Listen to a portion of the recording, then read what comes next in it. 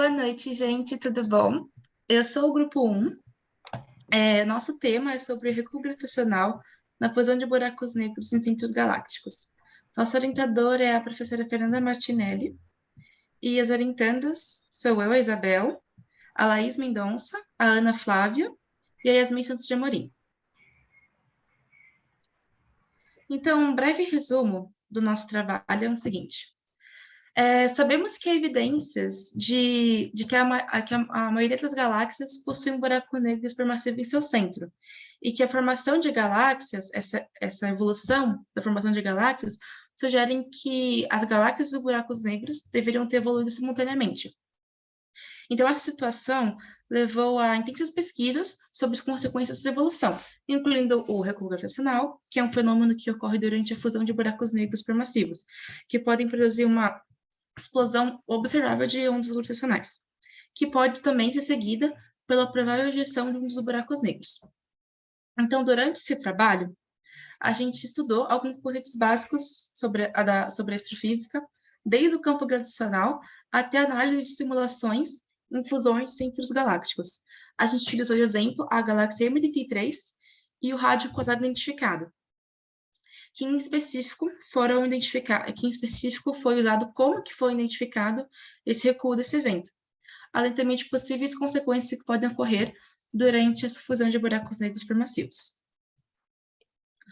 Os objetivos desse trabalho, essa apresentação, é definir o que é um buraco negro e como seu campo gravitacional se manifesta, explicar a diferença de buraco negro estelar e supermassivo, além de sua evolução, explicar a relatividade geral e as ondas gravitacionais e como elas se relacionam ao tema, entender e discutir como os buracos negros se fundem e como identificá-los, e entender como e por que o recuo gravitacional acontece. Além também, por fim, de entender como o recuo gravitacional também aconteceu no núcleo da galáxia M83 através de algumas simulações. Certo. Então, o que é um buraco negro e como seu campo gravitacional se manifesta? Podemos definir um buraco negro, de acordo com a Thaisa Beckerman, que é um corpo negro no qual a sua massa é tão forte que o seu campo gravitacional é tão intenso que nada escapa dele, nem mesmo a luz. Ele também pode ser considerado como uma região onde a gravidade superou todas as suas forças conhecidas, o que torna ele um objeto muito forte e muito massivo. O buraco negro também ele foi previsto na teoria de Einstein na relatividade geral, onde também a compreensão da física e as leis também dela conhecidas, elas se rompem, não tem mais o que entender. Os buracos negros também podem ser classificados de dois gêneros, que são de massa estelar e supermassivos. Os de massa estelar vão de 1 a 10 massas solares, e os supermassivos vão de 106 a 1010 massas solares. Os buracos negros também emitem radiação própria, designada de radiação de Hawking, que é o que sabemos é também o único processo que podemos identificar e detectar o que são os buracos negros. Também é possível associar os buracos negros através das ondas eletromagnéticas que eles podem ejetar, como ondas de rádio, infravermelhos, visíveis, ultravioletas, raios-x, raios gamas, entre outros. Nessa imagem, a gente pode entender de uma maneira mais dinâmica como que é um buraco negro. Então, aqui, a gente vê que no centro dele, a sombra do buraco negro, é uma área com aproximadamente o dobro do tamanho do horizonte de eventos, que é um ponto sem retorno do buraco negro, que é formado por lentes gravitacionais e pela sua captura de raios de luz. Tem seu anel de fótons aqui, que é composto de múltiplas imagens distorcidas do seu disco, por conta da sua ejeção. A luz que compõe as imagens orbitou o buraco negro 2, 3 ou muitas mais vezes para poder escapar de nós. Então, esses anéis ficam mais finos e mais fracos perto do buraco negro. Essa imagem aqui de trás que vocês estão vendo é a imagem do disco da parte de trás do buraco negro, que o campo gravitacional do buraco negro distorce o espaço-tempo de modo a alterar o caminho de luz vindo da parte de trás do disco de acreção pela nossa região visível.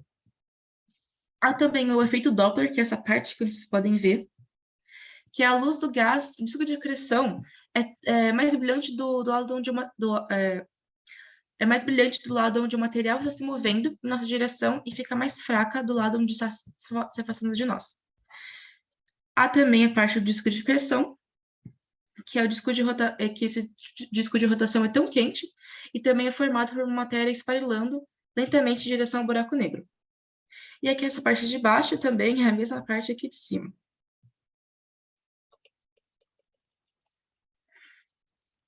Então tá.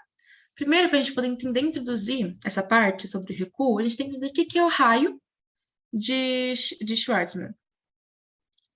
André Ghez escreve o raio de Schwarzmann como sendo um raio abstrato.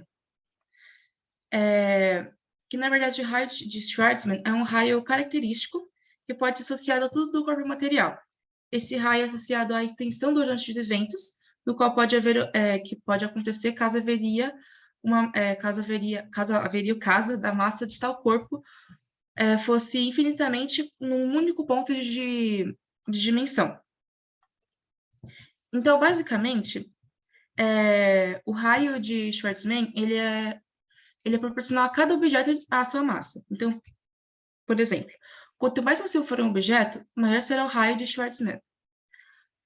Por exemplo, aplicando essa relação ao Sol, o seu raio seria de 3 km e da Terra seria de 9 milímetros. Então, aqui, entendendo as detecções de um buraco negro supermassivo.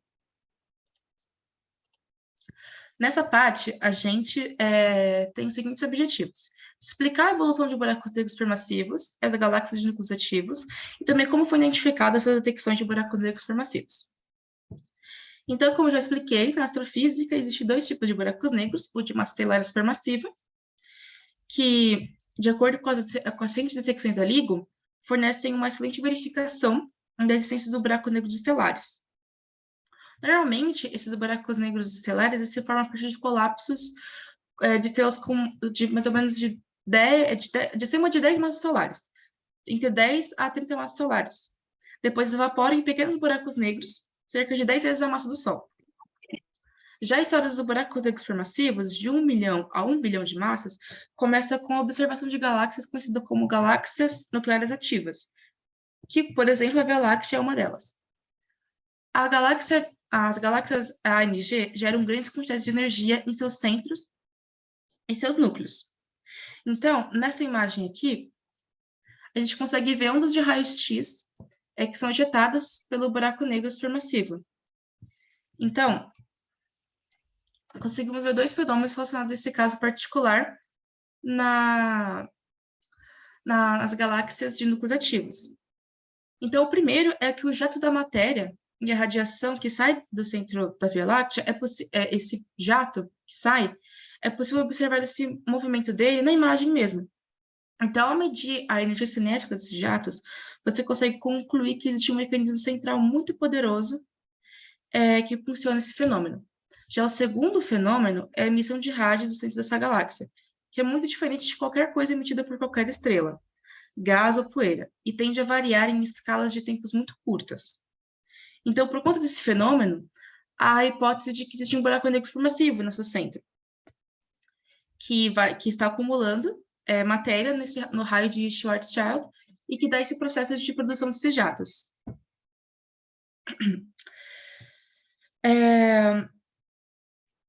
Sendo assim, a partir dessa ideia de como foi criada a possibilidade de existir um buraco negro supermassivo no centro das galáxias, a gente consegue também entender como é que funciona o seu campo gravitacional, que é aqui o próximo slide. Então, explicando o campo gravitacional de um buraco negro a partir de simulações de órbitas a partir dele. Certo? Nessa imagem, a gente consegue ver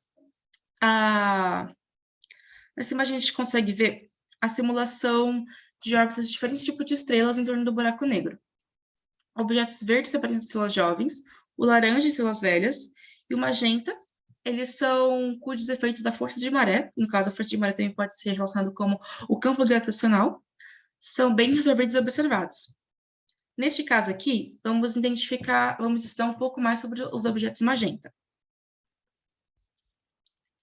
Então, aqui.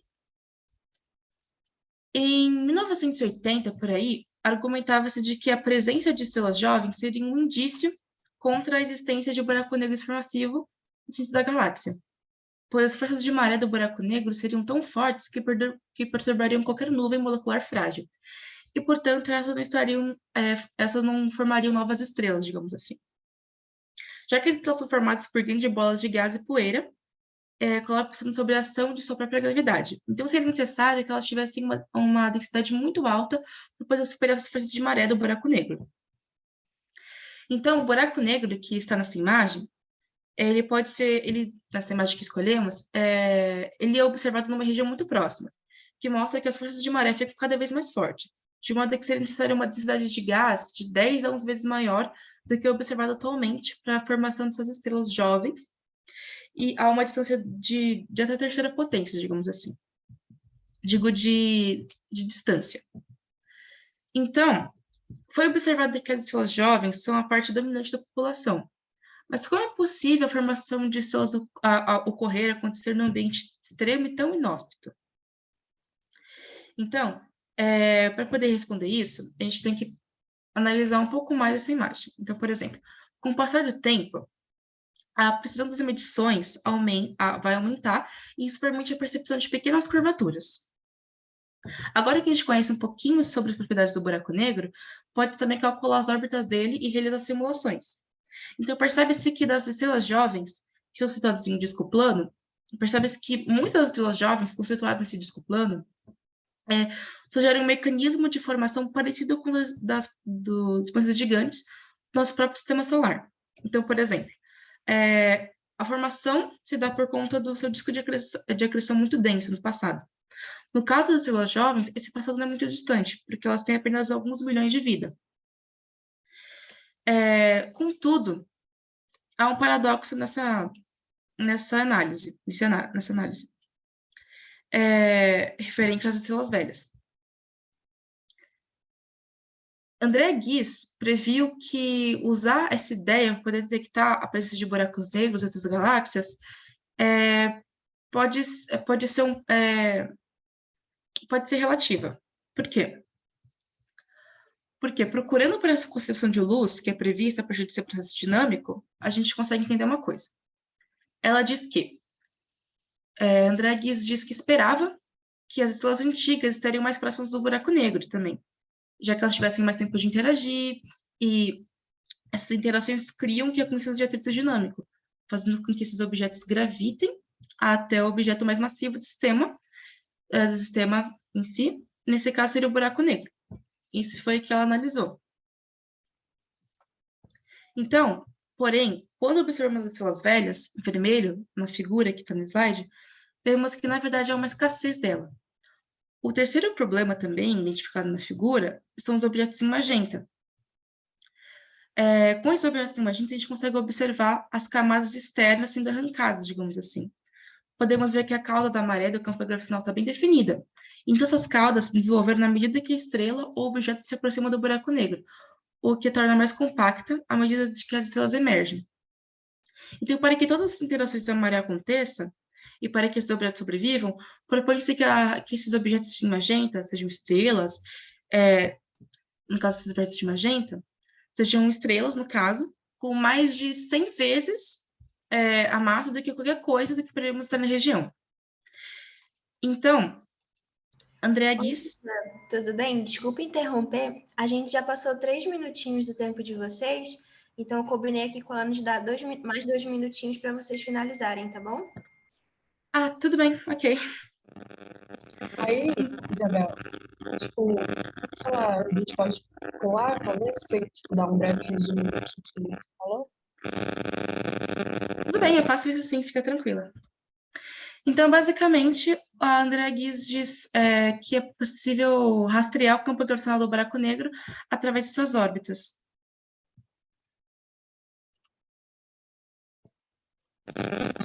Agora eu vou falar sobre o que é a relatividade geral e que são as ondas gravitacionais, porque a gente precisa disso para entender como o RECO acontece. Bom, em 1915, Einstein desenvolveu a teoria da relatividade geral e nela ele previu as ondas gravitacionais. Para a gente entender como elas se movem no espaço-tempo. O espaço-tempo nada mais é do que uma cama elástica, vamos imaginar ela como uma cama elástica, e que no centro, e a gente coloca uma bola de boliche no centro dela.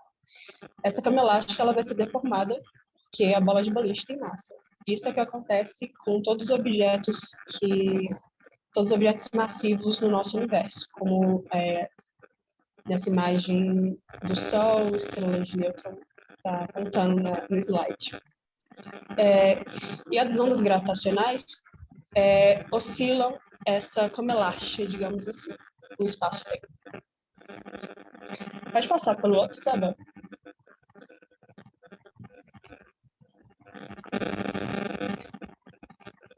Bom, nesse próximo slide a gente vai falar como os possíveis cenários que o recorde gravitacional acontece. A gente sabe que em todo o universo existem galáxias que estão em constante interação e que uma hora ou outra elas vão se fundir, como acontece com Andrômeda e a Via Láctea. Que no centro dessas galáxias existem buracos negros supermassivos. Uma hora ou outra eles também vão se fundir. O que acontece é que eles não se fundem de uma vez só. Eles começam uma dança e com essa dança eles vão gerando onda gravitacional e vão se aproximando pela perda de energia gerada por essas ondas gravitacionais. Pode passar para outro, por favor.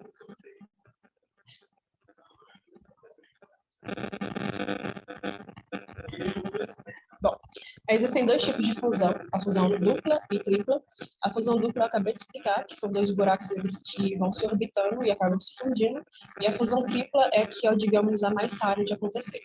A fusão dupla nessa tripla, no caso, são dois buracos negros que têm uma massa superior ao terceiro buraco negro. O terceiro buraco negro, quando acontece a fusão dos dois principais, ele é chutado para fora do centro galáctico. Aí o próximo, por favor. Esse efeito foi observado na galáxia M83, que é a galáxia do compartimento do Sul. E como que foi observado? Porque, tecnicamente, buracos negros eles não emitem luz, porque a luz não escapa da gravidade deles. A questão é, buracos negros eles têm um disco de acreção. Esse disco de acreção é formado por poeira e gás. Esse gás e poeira, eles absorvem a luz ultravioleta das estrelas e mandam isso de volta em forma de raio-x. Então, foi assim que a gente conseguiu observar que a galáxia M83 estava correndo um chute gravitacional desse raio de quasar, que é um tipo de buraco negro. Pode passar para o próximo. Tudo bem. A gente vai ter que parar agora a apresentação. Não sei se vocês acham, se vocês preferem apresentar um pouco mais. Não está acabando já. É que a gente já passou 20 minutos. Sim. Então, se vocês quiserem dar uma resumida bem rápida, tipo em um minutinho que vocês desenvolveram no trabalho, só para as orientadoras.